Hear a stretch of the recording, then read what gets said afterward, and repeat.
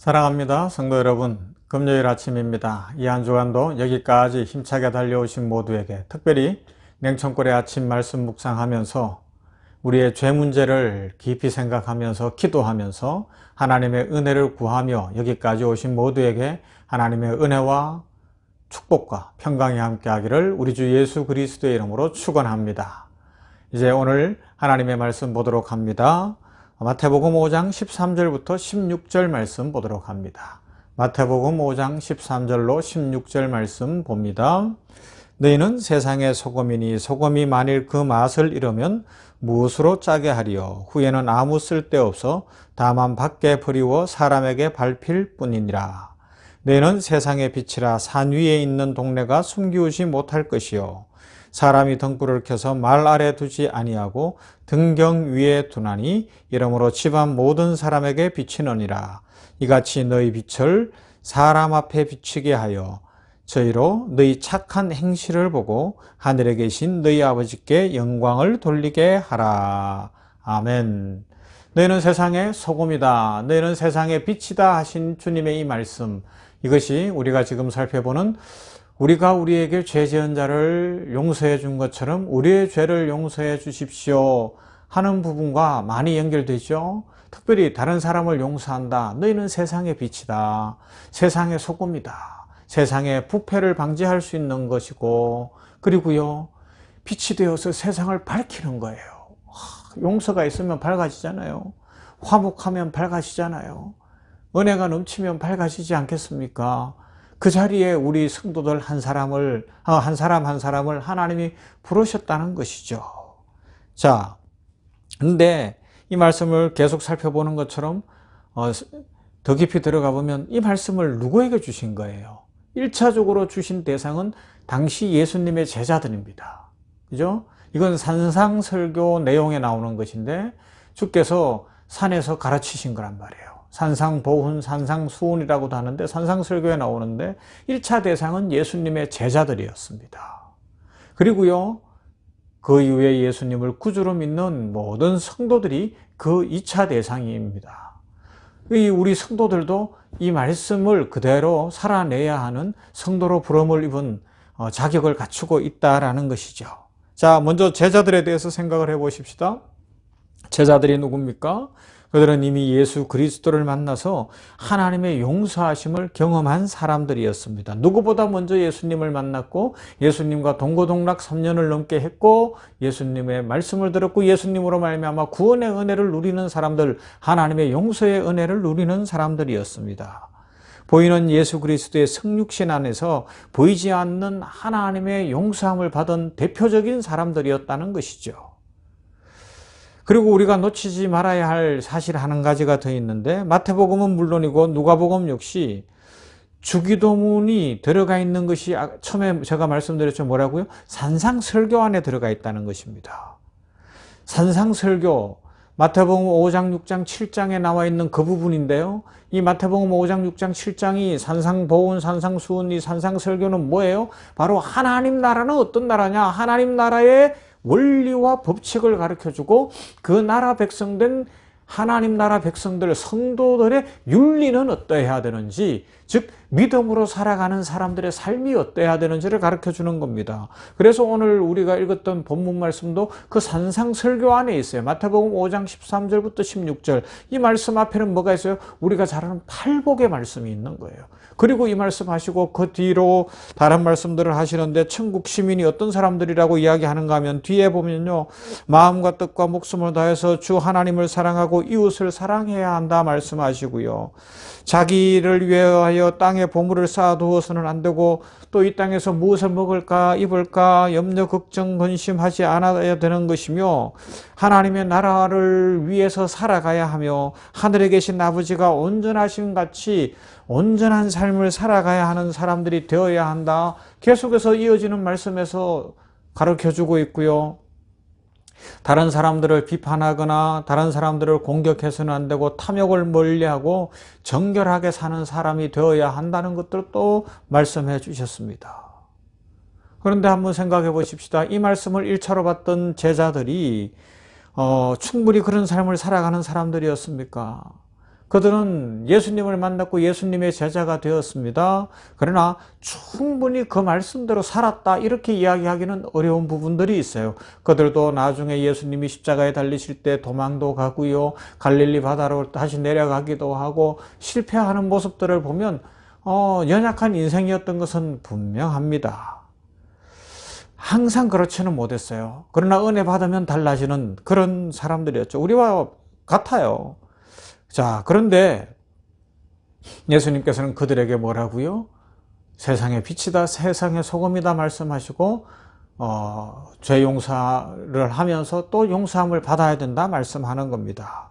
조금 더 들어가서 보면 팔복의 말씀 나와 있잖아요. 오늘 본문 앞에 심령이 가난하고 애통하고 온유하고 의에 줄이고 목마른 사람이어야 되며 핍박을 받는 사람들일 수 있어야 되고, 더하여서 그들은 긍휼히 여기는 자들이어야 했으며 마음이 청결한 사람들이어야 했습니다. 화평하는 삶을 살아야 했고 의를 위하여 박해를 받은 사람들이어야 했다. 그렇게 말씀하고 있는 거예요. 어렵잖아요, 그죠? 그런데 여기에 나와 있는 심령이 가난하고 온유하고 또 의에 줄이고 목마르고 핍박을 받고 그리고 긍휼히 여기느며 마음이 청결하며 화평케 하며 의를 위하여 박해를 받는 이런 삶을 사는 것이 결국 오늘 우리에게 죄 지은 자를 용서해 준 것처럼 나의 죄를 용서해 주십시오. 그 기도를 드리는 그리스도 예수의 제자들이 아니겠습니까? 더 깊이 들어가 중요한 것은 그것이 우리의 실력, 사람의 실력이 아니라 은혜로 된다는 것입니다. 오직 은혜로. 우리는 그래서 은혜 입은 자들입니다. 제자들도 은혜 입어 제자가 되었습니다. 예수님께서 찾아가 만나주시고 불러주셨기 때문입니다. 우리들도 마찬가지입니다. 우리들을 찾아오셨고 우리들을 자녀 삼아 주셨기에 우리들도 이 죄용삼, 그 큰 빚을 갚고 하늘나라 백성이 되어 이제는 하늘나라 보화를 받아 누리며 하나님이 주시는 축복을 누리는 복되고 아름다운 인생이 된 줄로 믿습니다. 이 믿음으로 감사 찬송하시고 나는 영접하는 자 곧 그 이름을 믿는 자들에게는 하나님의 자녀가 되는 권세를 주신다는 말씀대로 죄는 씻어졌고 하나님의 자녀가 되었습니다. 감사합니다. 복받고 살겠습니다. 빛과 소금으로 살겠습니다. 팔복의 말씀을 실천하며 살겠습니다. 하나님이 기뻐하시는 인생을 살겠습니다. 이런 다짐과 이런 헌신이 우리에게 있어야 할 것입니다. 그런데 이 말씀은 그러하기 때문에 결국 우리에게 무엇을 가르쳐 주는가 하면 우리 자신이 누구인지를 기억하게 합니다. 우리가 누구예요? 죄인이라는 겁니다. 제자들은 주님께 기도를 가르쳐 달라고 부탁드리고 이 기도를 가르쳐 주셨을 때 이 기도를 하나님 앞에 올려드릴 때마다 자신의 죄를 생각했을 것이고 하나님의 영광, 하늘에 계신 우리 아버지여 이름이 거룩히 여김을 받으시오며 나라가 임하시오며 뜻이 하늘에서 이룬 것 같이 이 기도를 드리면서 계속해서 어떤 생각을 했겠어요? 그렇습니다. 하나님의 이름이 높아지고 하나님의 나라가 이루어지고 뜻이 이 땅에서도 이루어지기를 원합니다. 그러니 일용할 양식을 주시고 나의 죄를 용서하시고 저도 다른 사람들을 용서하겠습니다.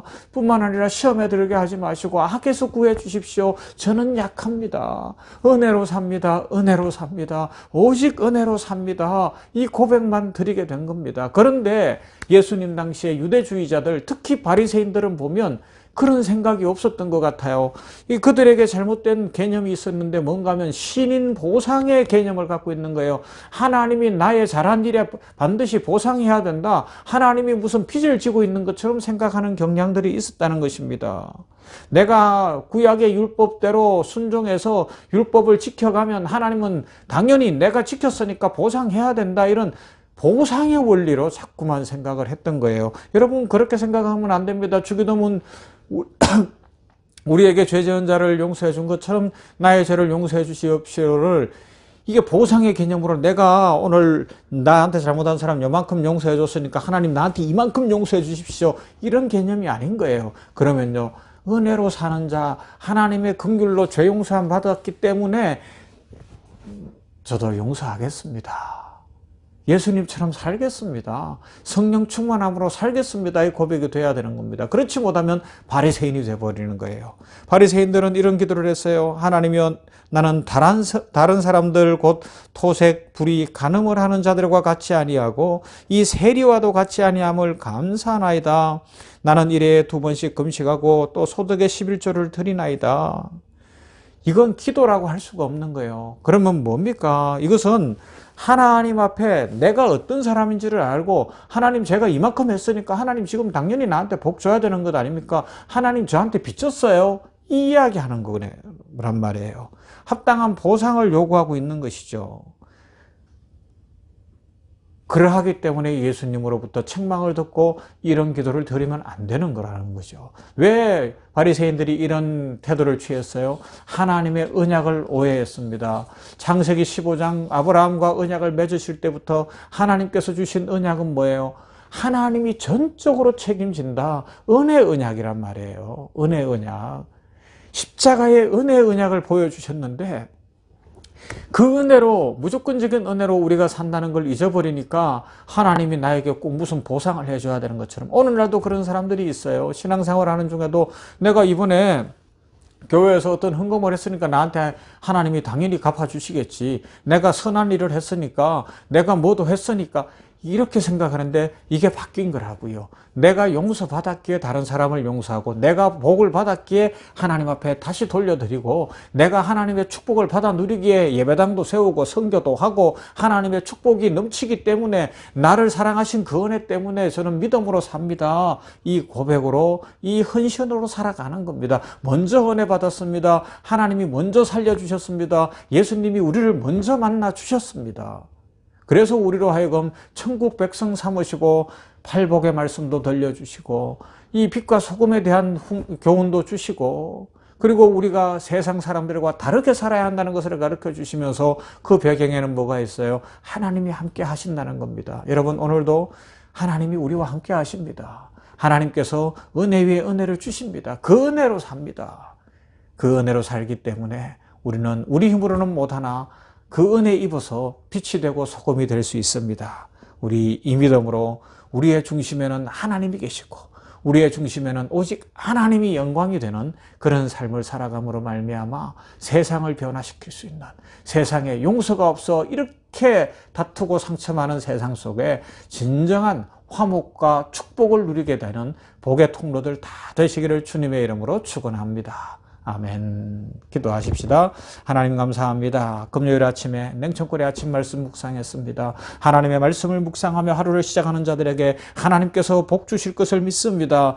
은혜 입히신 하나님이 감사해서, 은혜 주신 하나님이 너무 좋아서 이 아침에도 말씀으로 나아갑니다. 기도로 나아갑니다. 웬 은혜며 웬 축복입니까? 아버지 하나님이여, 말할 수 없는 은혜를 주셨는데 우리에게 이 은혜가 더 크고 더 감격스럽게 하여 주시고 날마다 성령 충만케 하여 주시옵소서. 바리새인들처럼 사는 인생이 되지 않게 하옵소서. 하나님이 마치 빚진 것처럼, 우리가 하나님께 무엇을 빌려드리는 것처럼 그런 어리석은 생각하지 않게 하여 주시옵시고, 오직 우리는 은혜로 산다는 생각, 아버지 하나님께서 은혜 주셨기 때문에 팔복의 말씀도 지키고 진리의 말씀을 지키며, 사도들이 그랬던 것처럼 또 많은 신앙의 선배들이 그랬던 것처럼 믿음으로 살고 빛과 소금으로 산다는 것을 기억하고, 우리들 오직 예수님 닮은 그리스도인들 되게 하여 주시옵소서. 우리가 사는 이 세상이 피폐합니다. 이 세상에 죄악이 관영합니다. 용서라고는 눈을 씻고 봐도 없습니다. 싸우기만 합니다. 마음에 원한을 맺고 있습니다. 억울해하고 있습니다. 화를 내고 있습니다. 공격하고 있습니다. 아버지여, 그러나 우리가 먼저 용서받은 그 큰 빚을 다 갚아주신 예수님 은혜로 용서받았으니 오늘 우리들도 용서하고 살겠습니다. 그래서 우리가 가는 곳에 평화의 나라, 성 프란시스가 기도한 것처럼 주여 나를 평화의 도구로 써주소서. 미움이 있는 곳에 용서를, 다툼이 있는 곳에 화해를, 아버지의 분열이 있는 곳에 일치를, 이 땅에 이 싸우고 다투고 아파하는 이 땅이 우리 냉천골의 아침을 묵상하는 성도들로 인하여, 우리 교회 성도들로 인하여 치유가 일어나고 변화가 일어나도록 복을 내려 주시옵소서. 우리 성도들 한 사람 한 사람에게 성령의 불을 내려 주시옵시고 영육을 강건케 하시며 영혼이 잘된 같이 범사가 잘되게 하시며 강건한 복을 주시옵시고 자자손송 복받게 하시고 하나님의 은혜 가운데 기도의 소원들이 성취되어지며 하나님 좋으신 분을 날마다 간증하고 찬송하며 살아가게 하여 주시옵소서. 아버지 하나님이여, 주의 은혜를 구합니다. 특별히 냉천골의 아침을 묵상하는 우리 성도들의 가정을 축복합니다. 아버지여, 간절히 기도하는 그 기도의 소원들을 축복합니다. 하나님 이루어 주시고 가정에 복을 내려 주시고 주의 충만케 하시는 은혜로 함께해 주시옵소서. 예수님 이름으로 기도하옵나이다. 아멘. 찬송합시다. 오늘은 251장 놀랍다 주님의 큰 은혜 찬송합시다.